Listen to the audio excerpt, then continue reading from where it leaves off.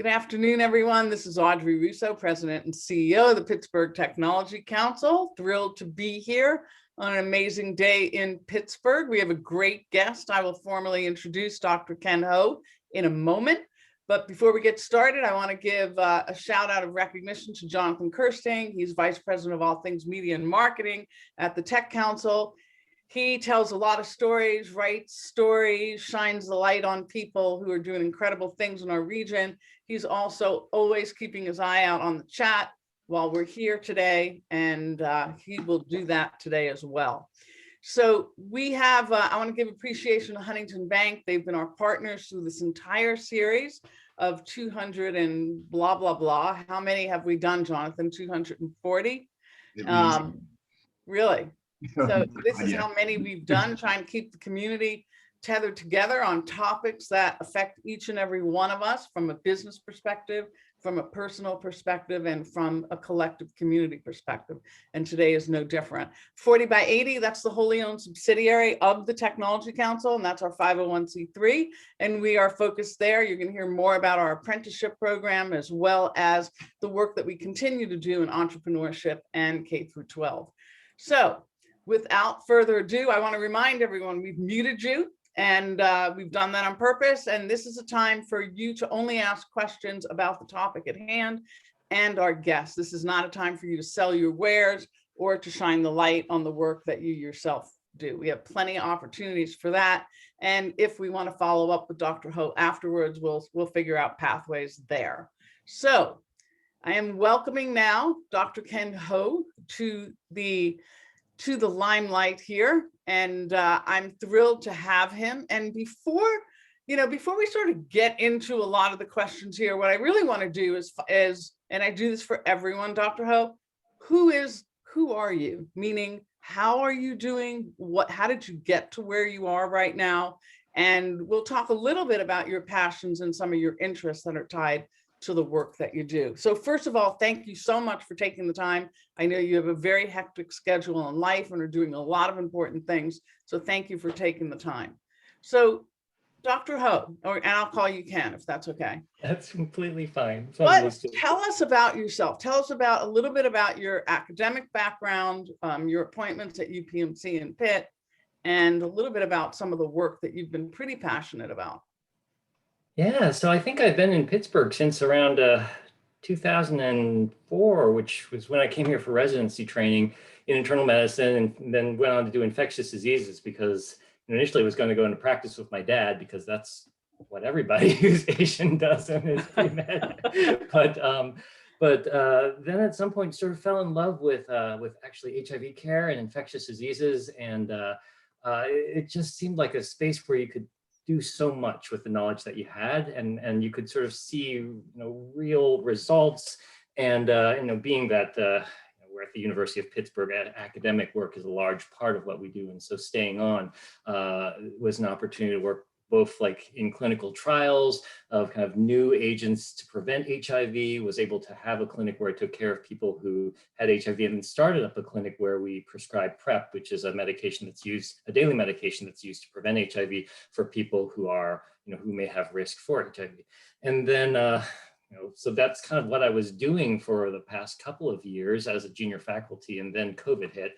And then all of a sudden we found ourselves knee deep in COVID vaccine trials, epidemiologic studies, kind of really rushing to figure out, okay, how do we address this epidemic really quickly, and sort of learning so much about it that it's more than just the infection itself. It sort of really unearths all of our, all of the social determinants of health, the issues that are wrong with our social structure and class and race and what have you that contribute to disparities and basically make COVID more successful.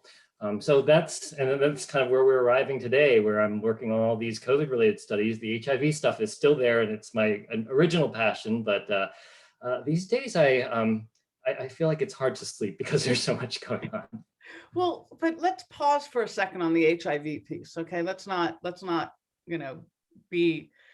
brush that aside because of COVID, because that's a reality that is still alive and well. And even though while I was growing up, HIV was very different than what it is now. I don't think it's in the limelight enough in terms of how it impacts our friends and colleagues and people that we don't know. So could you talk about that a little bit? Yeah, I mean, I think well, HIV is one of those. It's a virus, and it's sort of become so much more than that to so many people. I think some people believe that HIV is still like this death sentence, and we can't treat it. But I think most people are aware of the fact that we have combination therapy that allows people who get HIV to actually not get sick. They take their medication, they come see the doctor, and they basically live out the rest of their lives, and they can be healthy, and which is very different from the environment back in, say, the 1980s and the 1990s when we didn't have successful therapy.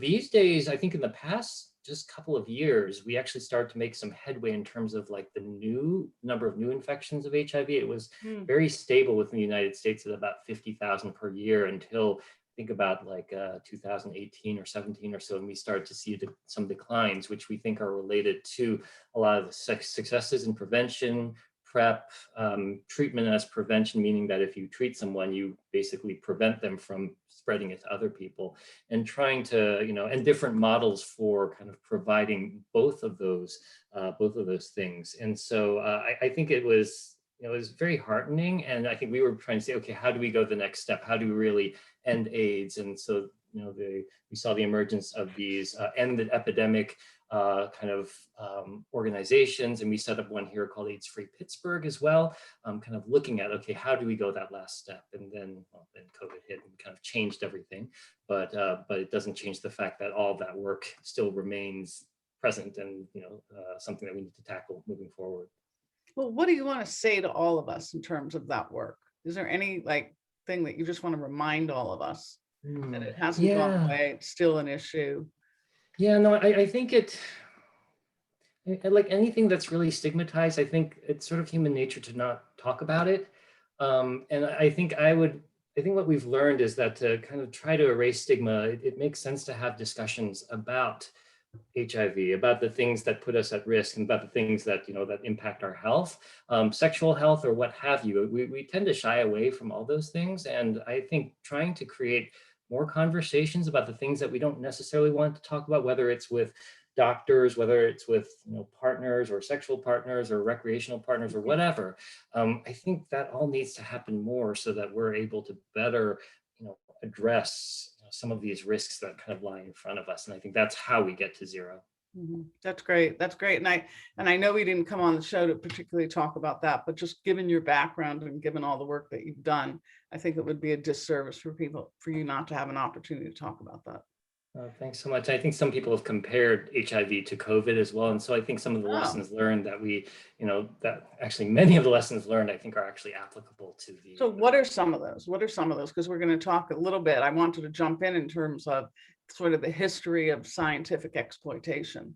Right. And, I wanted to talk about that. Maybe you can draw some similarities and we can get into some of your work on COVID. Right.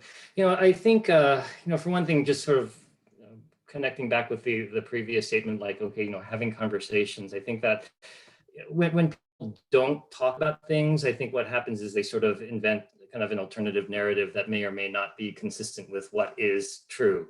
And I think this kind of gets into what people know or understand about COVID, or understand about, like, say, vaccines, vaccine hesitancy versus vaccine confidence. And I think it becomes a big part of what we do now, combating stigma, trying to dispel myths, things like that. And that's something that we've done both in the HIV realm and now we are doing currently with COVID and COVID vaccines and all the treatments. It's interesting. If you want to ask this question, Jonathan, that Ben brought in, and then I'll go. Do you see it?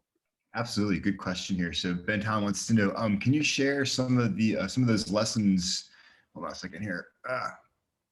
There we go. Can you share some of those lessons learned, especially around public messaging, to get people, to wear a barrier that some complain is uncomfortable?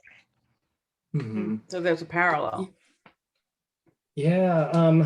So kind of just to confirm, about messaging, it sounds like, it's always challenging. I think what we at least have learned from the HIV realm is that fear-based messaging tends to not work very well and tends to actually create worse stigma. Like, for example, in the pre-exposure prophylaxis world, this HIV preventative, one of the initial messages was like, you don't know what they might have. You better take this medication to prevent yourself from getting something bad. And then then all of a sudden, this medication was something for you to take when you did something bad. And as a result, I think doctors weren't prescribing it. People didn't want to take it because they didn't want to be perceived as having done something kind of negative or what have you. And so that didn't work. And so the conversation changed to become one of like health and wellness. Take care of yourself. Sex is part of what we do. You should be taking care of yourself and working on these things. And part of that involves getting regularly tested for HIV. It involves taking this medication for prevention and having these conversations with your providers. It would be nice to kind of see that a little bit more. I realize COVID is slightly different, especially in the way it is transmitted, but there is certainly stigma as well. There is, and even this whole thing of mask wearing and barriers around that. Many people are just tired, they're fatigued. And I would imagine there's the same kind of fatigue that has happened over time with AIDS and HIV. So let's jump a little bit. We're going to talk about addressing a few things. I started talking about the history of scientific exploitation. We talked about, there's a history there. You have a focus now on a project that I'd like us to talk about. And it's really, you're also part of this group called the Community Vaccine Collaborative. And that's also part of eradicating or addressing medical distrust. So you want to start with that and then sort of jump into the project that you're leading? Yeah, sure. So the Community Vaccine Collaborative is sort of housed within the University of Pittsburgh Clinical Translational Science Institute, and it's sort of headed by a pediatrician named Liz Miller, who's phenomenal. And she brought together academicians, clinicians, vaccine researchers, and then community stakeholders and leaders within various diverse communities, the African American community, the Latinx community, bring together as many people as possible, and it's one that continues to grow, to talk about what is going on in the space of COVID in terms of like the vaccine research, in terms of vaccine distribution, in terms of the community concerns regarding safety. When it's something that, even today, for example, with the news on J&J, there's always something to address. And so that organization meets and has met weekly, I think since summer of last year, and I think is largely tasked with they're kind of two parts. One is kind of addressing mistrust of medical and scientific institutions within the community, and then also kind of more along the lines of the clinical trials piece, trying to make sure that there is community representation, that you have representation of minorities, which have been traditionally underrepresented in these studies, but has a lot of impact in terms of what we do moving forward with vaccines, and it's also the perception of research, and so kind of tackling it from those 2 points. And so it's become a large group, and from that they discussed like, what can we do with regards to vaccine hesitancy, and so formed a speakers bureau where several of us are available to speak in the community at various town halls to vaccine confidence versus hesitancy, and information that's very much desired by various groups. That's great. That's great. And is there anywhere that we could find out information about this? Yeah, there is a website, and I can actually send that to you. I believe there's websites for both the CTSI as well as the Speakers Bureau. Like if you were interested in, for example, that would be great. We could share that when we save this, which would be awesome. So let's talk about this study, this big study that you're part of, a national study, and sort of tell us about the big picture about the study and how what the objectives are for Pittsburgh and how you're going about. Right. So, so I'm one of the investigators for this study. It's called the COMPASS study, and I guess it stands for Community Prevalence of SARS-CoV-2, so the virus that causes COVID-19. And the study is a really big study. It's, I think, in 15 or 16 different cities around the US, and they want to enroll like 70 to 100,000 people to do COVID antibodies on everybody, COVID testing, and administer a survey. So it's actually a very, like takes about 15 minutes to do the study, but the information kind of in aggregate, over 100,000, I think will give us a lot of information on the way COVID impacts our communities. And they're looking at things like, for example, how does COVID impact the old versus the young versus children, things that we already know something about. But I think, for example, I think especially in children, and then also in the nursing home populations, those are two populations that we are going to really try to get at and add more data and try to really enrich what we know, to study the disparities between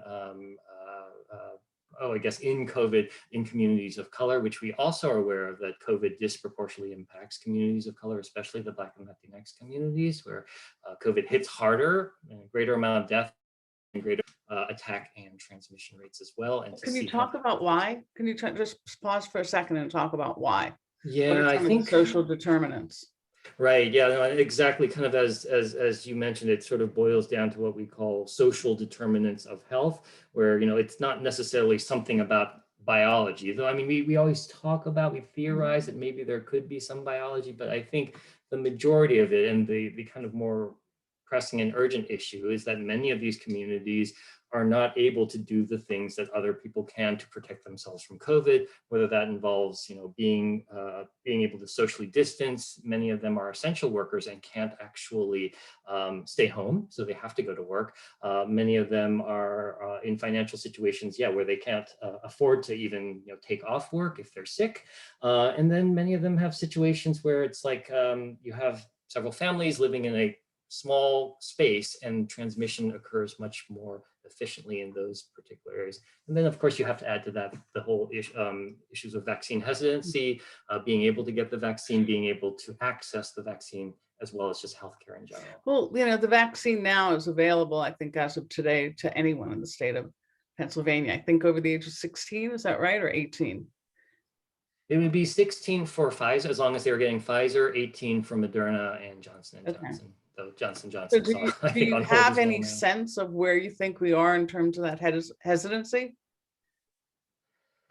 Yeah, no, oh gosh, you hear all sorts of things, and it's very heterogeneous. It's like in different groups of people sort of have different amount, and different communities have different uptake of the vaccine. And this is just based on like the news. I saw some things that in kind of like I think, was it Marines or some military group, it was like 40% of people were saying no, which I was like, oh, that's not going to be very good. And then you hear, and there is and was, I think continues to be a lot of hesitancy in minority communities, I think, and that kind of gets back to histories of exploitation and scientific research as well.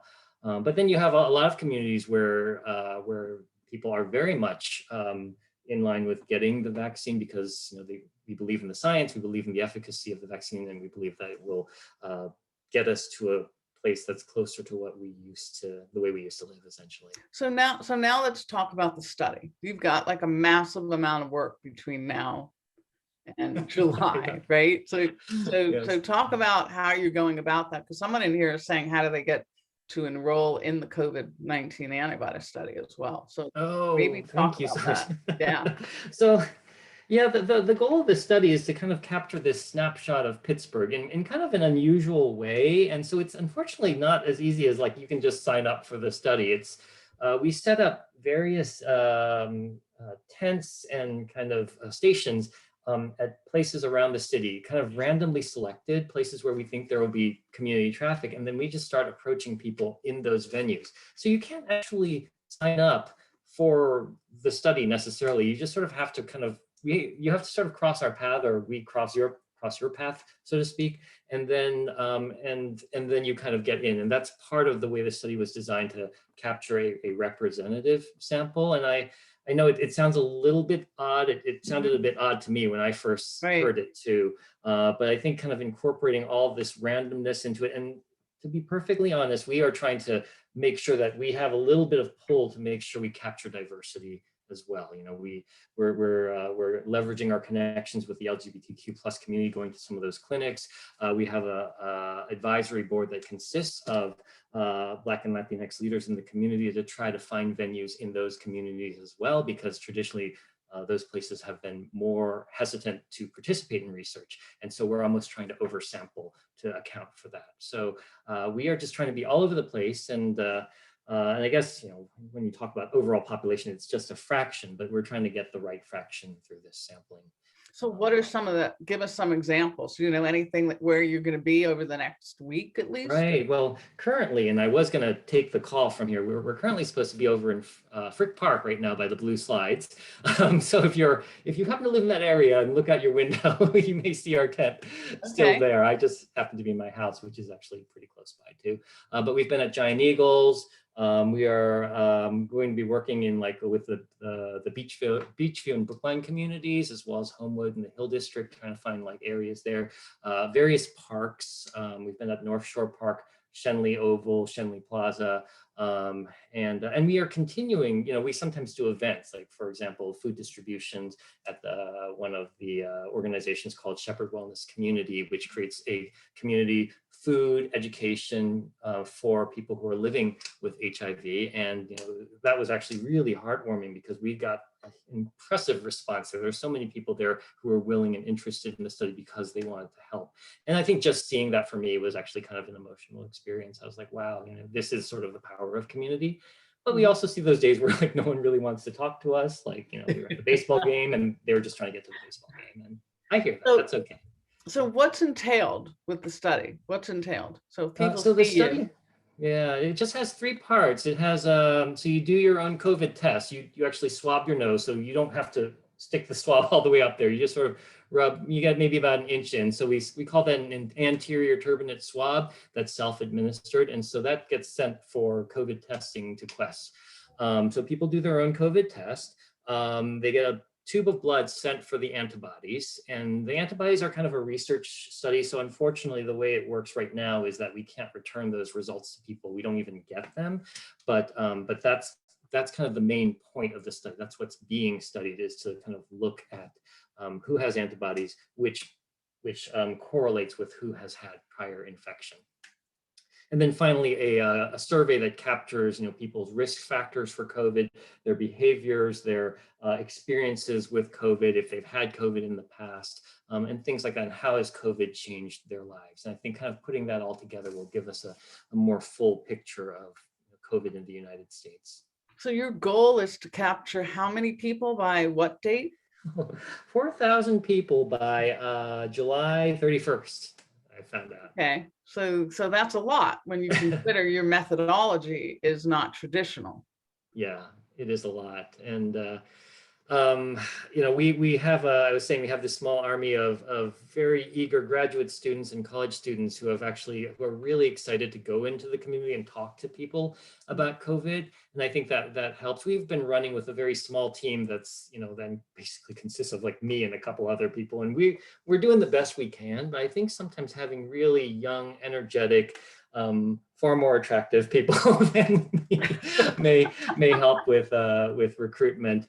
And it's just, I think it's just sort of, it is what it is. And then I think also trying to leverage community connections, because I realize there's that element of trust where, if people don't trust you, and I hear and I acknowledge where that comes from, then they're not going to participate. And so we need to try to be as approachable and open as possible. So how many other cities are a part of this? There's, I think, about 15 other cities that are a part of this, and including Puerto Rico. Which is not a city, but I think it's San Juan. But yeah, kind of across across the country. I think the West and the East, Texas, some sites in New York, and I think we're the only site kind of local to this area. Cincinnati, and then us, I guess, in the Midwest. And so, do you talk with the other researchers at all to see what they're finding? Are they having the same kinds of issues in terms of keeping the community? Yes, and in a way it's a little bit heartening because we're not the only ones having issues. It's very interesting because Puerto Rico sort of enrolled thousands of people off the bat. They're almost done in a period of almost a month, but I think it's also very culturally very different. The weather is much better, and so Puerto Rico and the U.S., the mainland U.S. sites are have had very different trajectories. I think a group from Texas presented yesterday and was kind of really talking about the degree of distrust, especially within some of the Texas venues. And we see that here, but I think overall we're actually doing a little bit better than they are just in terms of numbers, but we certainly, we feel their pain too, just because it is hard. Mm-hmm. So Jonathan, there's 2 questions that I'd like you to grab, one from Marianne and one from Ken. Yeah, we'll start with Marianne. So it says basically, COVID has created drastic changes in our socioeconomic environment. This is the first pandemic we've essentially experienced on a broad global basis, and there is fear there's more to come. So what needs to happen to prevent future pandemics? Does it need greater levels of funding and research? Yes, yeah, I think that makes sense. It's kind of all of the above. One of the reasons we had a COVID vaccine so quickly is actually because of prior research that was conducted on SARS and MERS, and they were developing a vaccine, but then all of a sudden SARS just vanished, and so there wasn't really need to test that any further. And so that's kind of a good example of how prior research actually can inform future generations and future epidemics. Pandemic preparedness. I think under the Obama administration, there were more resources put into that, and that all kind of vanished with the next administration. But I think it speaks to the importance of public health and supporting public health research, as well as infrastructure for delivery of public health interventions. So I think both the research as well as the people out there in the field and in the trenches too. Unfortunately, public health is one of those thankless jobs where people, where it only gets noticed when something is going wrong. When things are going right, you never hear anything about it because everyone's Absolutely. So here's an Ask the Doc question from Ken Kazik here. Wants to know, what is a current recommendation for a person fully recovered from COVID pneumonia getting vaccinated? Yeah, there is actually some confusion there as well. I think, so there's this question as to whether or not people should wait 90 days after having a COVID infection to get the vaccine. And my understanding from the CDC is that's not necessarily like a safety issue. Like, you can get the COVID vaccine after having COVID infection, but the thought is if you've survived, if you've done okay with COVID, and then you probably have some form of immunity. And the thought is that should last at least 3 months. And so it's an option to hold on the vaccine, if you feel like, okay, somebody else should get that since I already have a certain degree of protection. It's kind of one of the things, do we recommend that you actually wait the full 3 months or not? I think that's kind of an individual decision, honestly. If that vaccine is in front of you and it's not going to go to anyone else, I mean, I would probably take it. And I don't know that anyone would fault you for getting the vaccine ahead of 90 days as well, because that is something that the vaccine is something we know has evidence for protection and efficacy. So why not get it? I think in terms of like the other end, like what's the shortest period of time? Usually they say you want to wait at least 14 days after your infection. And the reason for that is you don't want to expose somebody who's giving you the vaccine to COVID while you have an active infection. What about booster shots? Will they know soon whether we'll need boosters for the current vaccines? Hopefully. I mean, the trials, they started kind of in July and then kind of over the upcoming months. And so, they actually haven't been following people that long. It's certainly less than a year.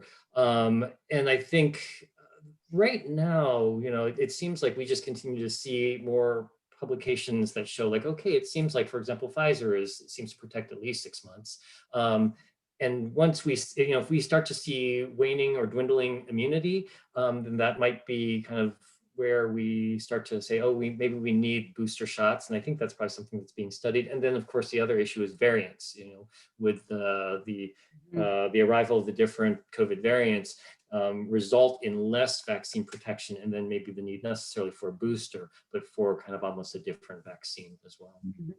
So what, we're coming up to the end. There's a good question from Leon saying, what can we do to help support, which is one of the things that I wanted to wrap us up with. But there's just a longer statement in there. And I think the gist is, the side effects. And while there might be a 1 in a million chance of some midterm side effect, what medical points can be, pointed out to give confidence now? And that's what I think you're trying to do with your Speakers Bureau. Right. Yeah. Right. It's really challenging because a lot of it is, as Jonathan pointed out, there's a lot of media sensationalization, I guess. And overall, these vaccines have been quite safe. They haven't seen very many safety signals at all. Most of it is just sort of you feel kind of icky, like some fever, achy arms and what have you. But then kind of the emergence of some of these other weird symptoms like the clots and everything like that are coming up, we're talking tiny numbers, and so they're pausing out of caution. But I think it's important to sort of look at the big picture and say, millions and millions of people have received the vaccine, and and we see, say, 6 of these kind of this rare case, which is a little bit unusual for something that's rare, and it's in a certain group, so it needs to be investigated further. But the overall thing is, we have a series of very safe vaccines on our hands that they're just investigating more, and we have 600,000 deaths in the United States. So kind of when you compare the two, it's like you have to kind of realize that we're dealing with a very serious pandemic here, and the risk of dying from COVID is probably a lot higher than some of the risks of the related to vaccine side effects. So to wrap it up, I mean, we really appreciate you spending the time with us. I know you've got a ton of stuff going on. What can we do to help support and promote this study besides having this conversation here? What else can we do? Well, if you see us, please come visit us. We'd love to see you. But also, I think just, we were talking about leveraging community connections and things like that. If you know of events or, groups of, people where there's traffic, where people are currently meeting who, would be able to have us come. And we work outside, if we work inside, we make sure to stay distance and everything like that, then we would be interested in potentially having you all come on as a venue or whatever. I think this is a great opportunity for me to just interface with some different communities as well, and I'm very thankful for that. Well, I think, first of all, I want to appreciate the work that you've done and the commitment that you've made to these fields. It's pretty remarkable. How can we make connections with you? Can you want to put your email out there? Yeah, I'm happy to do that. Email out there. Please. Is there any other way that you can? Do you see the chat? I do. Yes. Yeah, he did it. I have this little tower for my light, so I have to. Yeah. So, Ken, this has been fabulous. Thank you for taking all this work so seriously and being a great ambassador. It's not easy work. I can't imagine you trying to do all of this by July on the COMPASS study. And if there are other ways that we can be helpful, please, honestly, don't be shy. Ask us, because people here really do care, and we've seen what's happened over the past year. You've seen it in many other kinds of situations, like with HIV and men's health. So, don't be shy. We're here to try to pass shout and share the word, anything that we can do. So I want to thank you so much for taking the time with us today at noon. I know that you have an event over at Frick near Blue Slide Park. So if anyone's over there, out during lunch, go over there and, say hello and see if you can participate. So thank you again. Jonathan, what's up? What's next? Brush up on your German tomorrow, Audrey. We have 2 representatives from Pennsylvania talking about business and trade opportunities in Germany. So we're looking to expand our markets here in Pittsburgh, that's for sure. And we can help you do that. That's great. All right. Well, thank you so much, Dr. Ho. Really appreciate it. Thanks everyone for joining us today. Keep up the great work. Thank you so much.